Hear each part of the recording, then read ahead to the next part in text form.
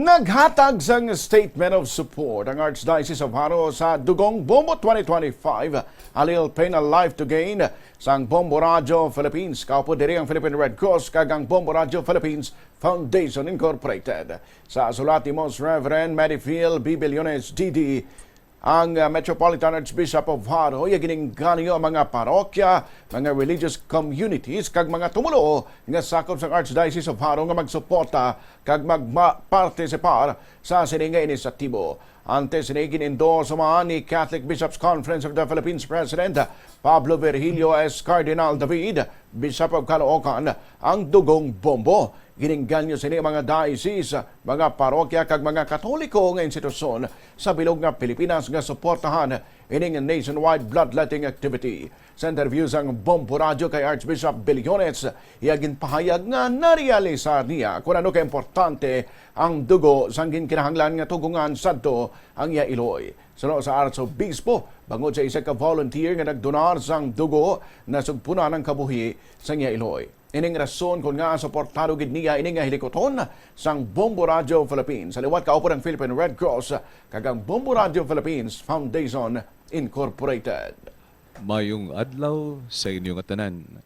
Mga sulusobra lang isa ka dekada, amo gid nga mga inadlaw na admit akon Iloy sa ospital. Ang iyang sitwasyon nangin kritikal nga nagkinahanglan kami sang dugo para sa iya blood transfusion.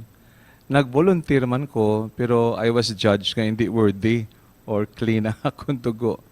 At that time, dito hugid na batyagan ang dako nga panginahanglan sang isa ka volunteer nga mag-share sang iya nga dugo. Dito na marasmasanakon that blood is really extending the gift of life of another person. I felt that when I received a blood donation para sa akon Iloy. Mga hinigugma ko nga mga Ilonggo, tanan nga nagapamati subong, ari subong ang Dugong Bombo. Pero siguro hindi lang Dugong Bombo, kundi Dugong Ilonggo, kag Dugong Pilipino. Invite kamo tanan sa pagsuporta sa sininga hilikoton.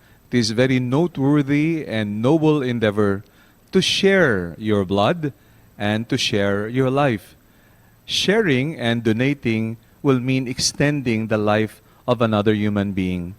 I thank our Bombo Radio Philippines for this noble initiative, and I ask the Lord to bless them, and as I ask the Lord to bless all of you who will be supporting this initiative.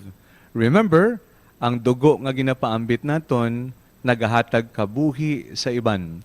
The Archdiocese of Haro fully supports this noble initiative of Bombo Radio Philippines Foundation Incorporated, and together with the Philippine Red Cross. God bless.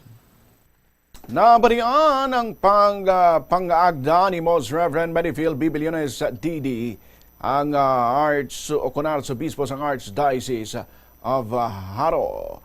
Ang Dugong Bombo 2025 sa liwat ka Bombo, pati kayo na ini sa Nobyembre 15 at daw inasang Sabado, dudulungan sa 25 key cities sa bilog nga pungsod. Sa din mayara sang nag-operate nga 32 fully digitalized AM kag FM stations sang network.